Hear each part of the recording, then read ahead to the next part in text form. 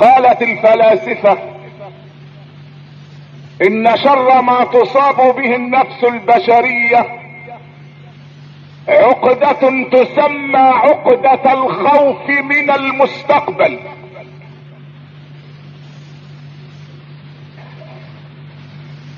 شر ما تصاب به النفس عقدة تسمى عقدة الخوف من المستقبل.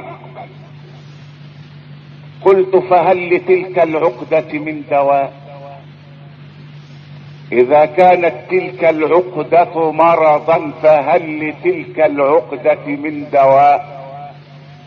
وبحثت عن صيدليات الارض اجوب قفارها واسبح في مشارقها ومغاربها، فلم اجد الدواء لهذه العقدة الا في صيدلية واحدة.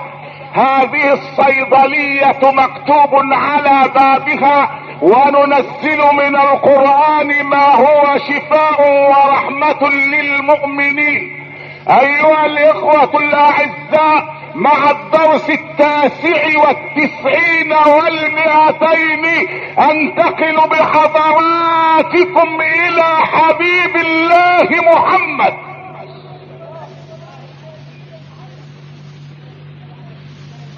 يا طبيبنا، يا صاحب الصيدلية القرآنية، ان المصابين بعقدة الخوف من المستقبل جاءوا الى صيدليتك يلتمسون الدواء، فهل لدائهم من دواء؟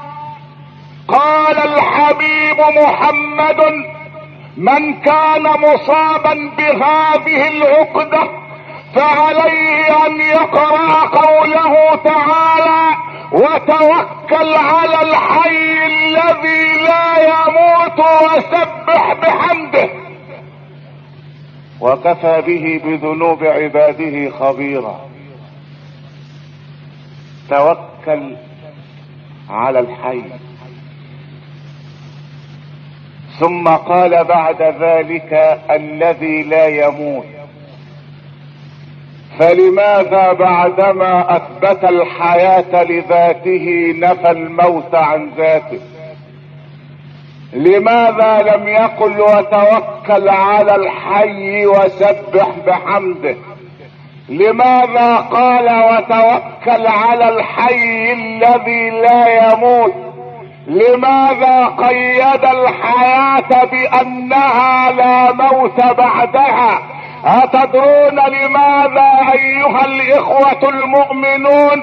لان كل حي يموت ولا يبقى الا الله ذو العزة والجبروت. كل حياة غير حياة الله فانية.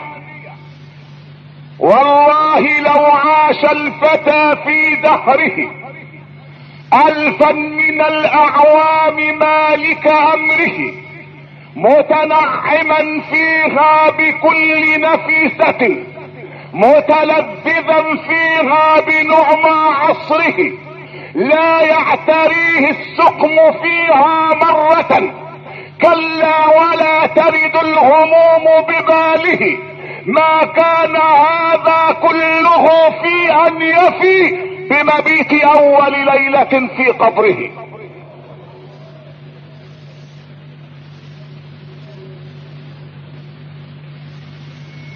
الى اين؟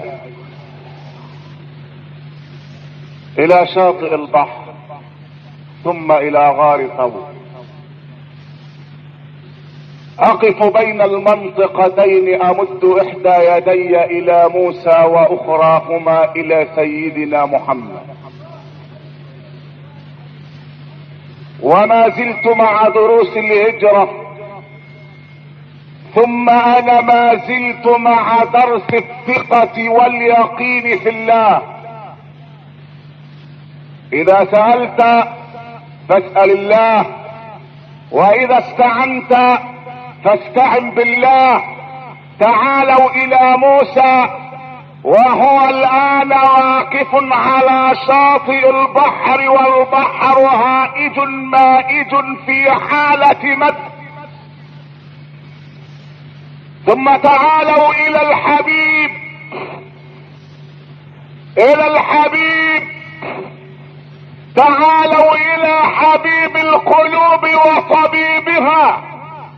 انه ليس واقفا على شاطئ، وليس واقفا في عراء، وليس واقفا في فضاء، انه جالس في غار لا يتسع الا لاثنين الله ثالثهما. في غار،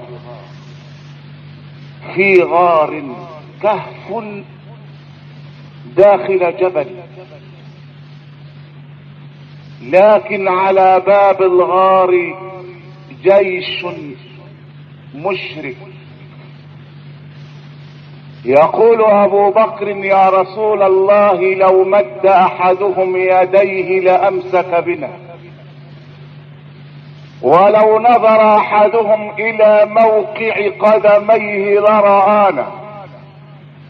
ولكن ما هي المقارنة بين اصحاب موسى وبين صاحب محمد؟ اصحاب موسى كما وصفهم مولانا جل في علاه، فلما تراءى الجمعان قال اصحاب موسى انا لمدركون. قال كلا كلا ان معي ربي سيهديني. صاحب محمد وهو ابو بكر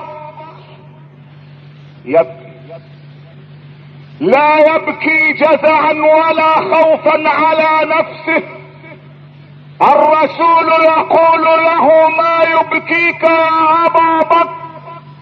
يقول له الصديق يا رسول الله انا لا ابكي على نفسي، فانا اذا مت فانما انا فرد كبقية الناس، انما ابكي خوفا عليك انت يا حبيب الله، لانك اذا مت اليوم هلكت الامة جميعا من بعد.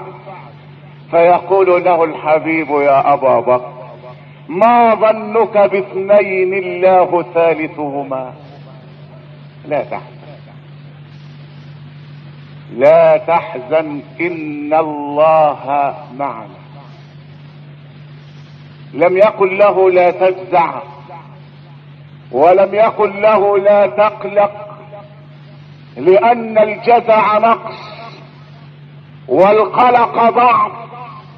اما الحزن فانه عاطفة ورحمة ومودة ومحبة لصاحب الخلق العظيم والقلب الرحيم محمد. لا تحزن ان الله معنا. اما موسى فقال ان معي ربي سيهديني.